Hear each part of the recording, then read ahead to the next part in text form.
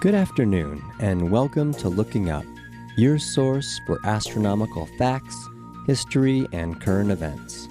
I'm your host, Samuel Singer from Wyoming Stargazing. Join us each week for a snapshot of what's viewable in the night sky, some science behind those objects, and a bit about the history of astronomy. This week's show is all about comets. Comets are large, city-sized chunks of rock, dust, ice, and gas left over from the formation of the solar system about 5 billion years ago. You can think of them as huge, dirty snowballs. When comets approach the inner solar system, they grow tails that are hundreds of thousands of miles long when the ice, dust, and gas gets vaporized by the sun.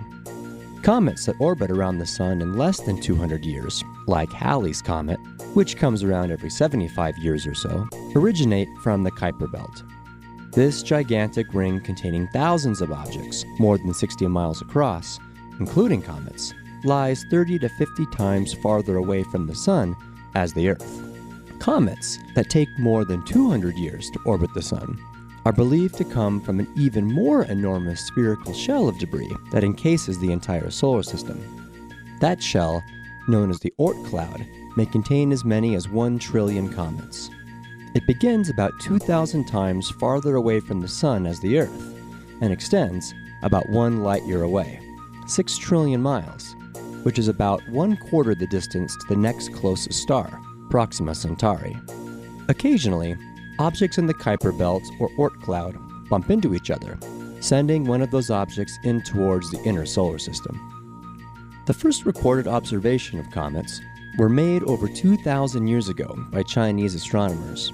Over the centuries, when comets appeared in the sky, they were often thought of as bad omens or messengers of doom and destruction.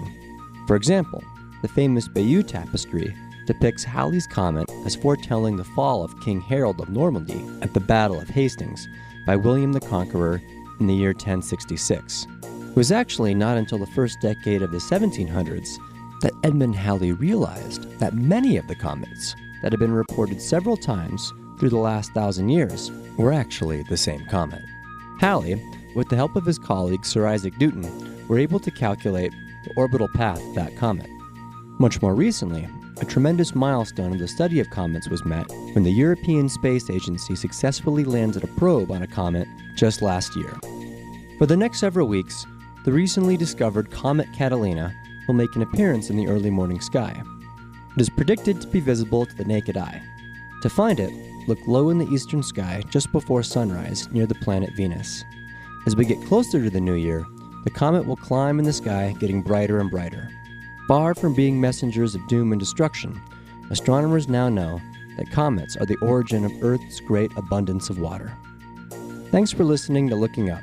Join us next week to learn all about the Northern Lights.